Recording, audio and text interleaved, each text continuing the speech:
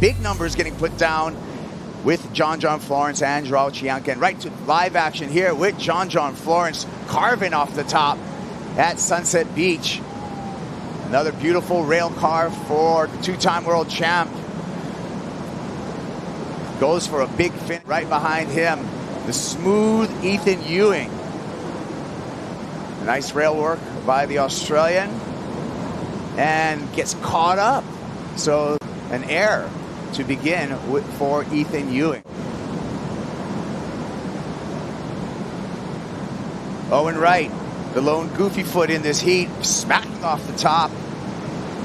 Composed bottom turn. Another backhand hook for Wright. And just keeps the board on rail to carve through a finish turn as he kicks out into the channel. Yeah, Kappa, arguably one of the best heats on paper. Looking at all three of these humans, just big in stature. John up and riding again in the barrel. John in the barrel and is able to punch his way out of there, and unfortunately not able to combo up a turn, but the mastery in difficult sunset to find in and out of a barrel, that was impressive, Rosie. So impressive, and that was just back-to-back rides for John. I've seen a couple, behind the surfers, John just letting the wave. Okay, we'll get back to Strider as he gets back above water, but we're getting the water angle here from J.Florence with that well-executed, tricky, technical barrel ride. We're going to see where the judges go with that score, Rosie. Yeah, I love that. I mean, Capo, earlier this morning, Strider alluding to that there are barrels at the back today at Sunset. So, John identifying that factor, starting out with that barrel ride, doesn't get to lay the rail the way that he wanted to here. You can tell that rib through the face just kind of threw him off a little bit. He was trying to claw his bait. And how challenging it is out here to duck dive and not get caught inside, or what you do when you do get caught inside, illustrated right here. Yeah, these surfers just getting pushed through it.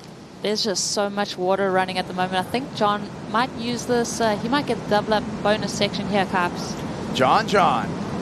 Aggressive turn on the inside. Hammers the lip.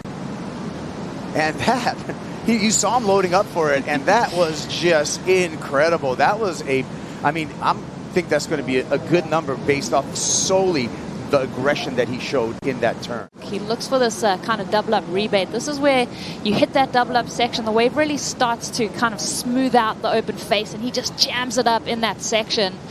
So finding that critical section and hammering it home. Again, we can study this in slow motion.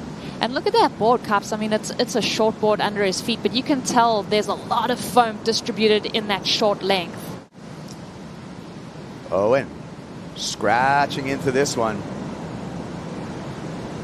And a little warble off the bottom, catches back up to it with a nice carve off the top. O.Wright again, negotiating the ribs. Big aggressive snap, and like you said, Rosie, there's two big turns.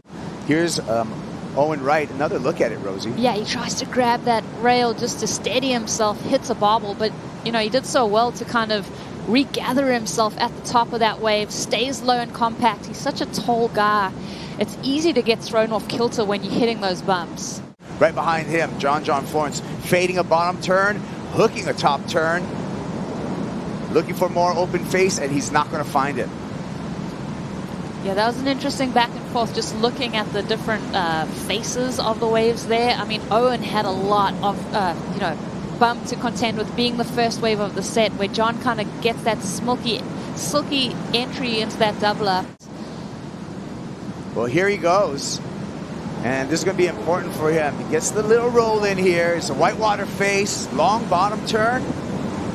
Beautiful cutback. I love the style that exudes off of E.Ewing. Another beautiful rail carve right back into the whitewater. Hangs on through the conversion of that whitewater to show the judges a completion. So now E.Ewing's taking a look, and he's going to get a decent number for that performance. See him kind of coming. Here he's got a bit more length in his board. He's not on like the 6'2" short board. He's definitely gone to that step-up model. But he does just have such a beautiful style. He looks like he's in such control here. He really has to ride out of this one and make sure the judges see that he's completed that maneuver. Great point, Rosie. As we take a look at this replay, I like the look of the longer board and the performance of the longer rail line. Longer rail line on that bottom turn.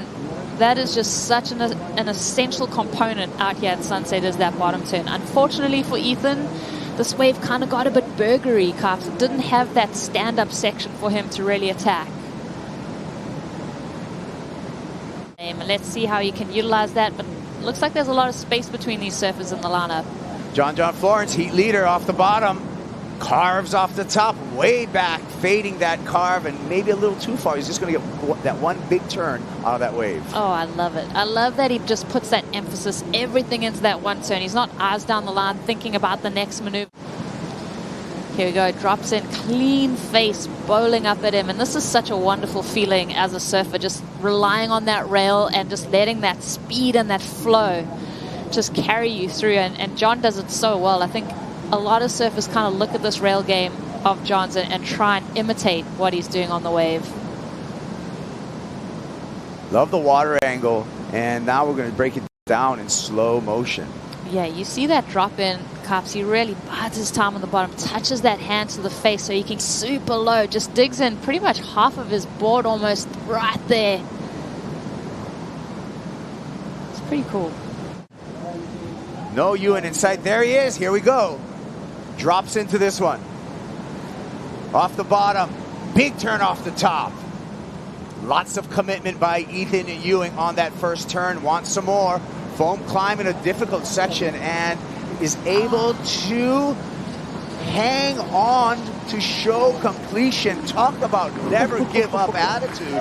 Ethan Ewing may have just done it. I'm giving him an A for effort regardless of the number, Rosie. Oh my gosh, that was so impressive from Ethan. Obviously looking for that 4.72. Brings it through the inside section. Tries to pull in there, but that was so good to watch. His commitment and just that pressure, taking off with 30 seconds remaining. A biggish wave, he takes off free fall. This first maneuver, just bang, lots of spray thrown. Beautiful line of speed down the line. Opts to go for the foam climb. He knows that he was going to be too late for that open section down the line. Like you said, the grit to hold on to this last maneuver. He's just trying with all his might to ride out in front of it, make it clear to the judges that he had it under control. That was a hairball drop, too. It was insane. Could be a contender for the Flying Embers drop of the day. But this right here, this maneuver decision, that's so difficult. A whitewater climb at Sunset Beach and then to hang on. It was such a well thought out maneuver, because just knowing that he was going to be too late for that kind of open faced lip line float to go for the whitewater climb, that was really a cool decision from him. Knowing that, oh man, that takeoff too was gritty. But this maneuver, watch the spray line from Ethan. Cracks that lip. Good timing. Stays centered over that surfboard. Comes out of it with a lot of speed too. And just let's study this in slow motion, because this is some difficult water. It's insane just to see him float that whitewater section, to overpower it in a sense, that whitewater climb, to get up and over it like that. On the beach waiting for the number. Some scores are in. 6.7 so far, looking good for Ethan Ewing. Needs a 4.72, comes in a 6.07. The Australian's done it. He's moving on, along with J.Florence into the round of 32. We'll see O.Wright in the elimination round later today. We'll be back with more from the Hurley Pro Sunset Beach, presented by Shiseido.